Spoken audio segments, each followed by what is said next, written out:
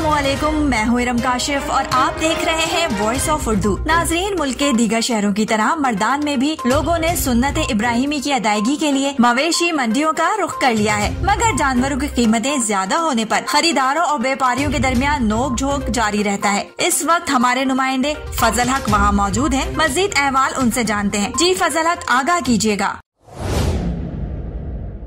जी बिल्कुल, ईद कुर्बा की आमद है। मुल्क के दीगर शहरों की तरह मर्दान में भी माल मवेशी मंडियाँ सज चुकी है। लोग सुन्नत इब्राहिमी को अदा करने के लिए उन्होंने माल मवेशी मंडियों का रुख कर लिया है।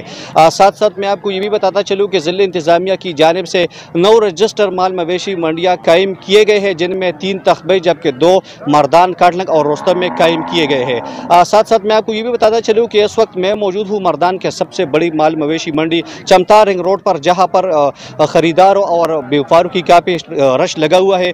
ख़रीदारों से जब हमारी बात हुई तो उनका कहना था कि पिछले साल की निस्बत इस साल जानवरों की कीमत काफ़ी ज़्यादा बताई जा रही है, तो इसी वजह से हमारी दस्तरस से बाहर है। जबकि व्यापारियों से जब हमारी बात हुई तो उनका कहना था कि महंगाई के इस दौर में जानवरों के पालने पर ख़र्चा ज़्यादा आता है, तो इसलिए वजह से जानवरों की रेट ज़्यादा है। जबकि ख़रीदारों का कहना था कि अगर रेट ज़्यादा हो या कम हो, लेकिन सुन्नत इब्राहिमी को अदा करने के लिए हम जो है ना जानवर लाजमी खरीदें। बहुत शुक्रिया फजल हक, तफसीलात से आगाह करने के लिए।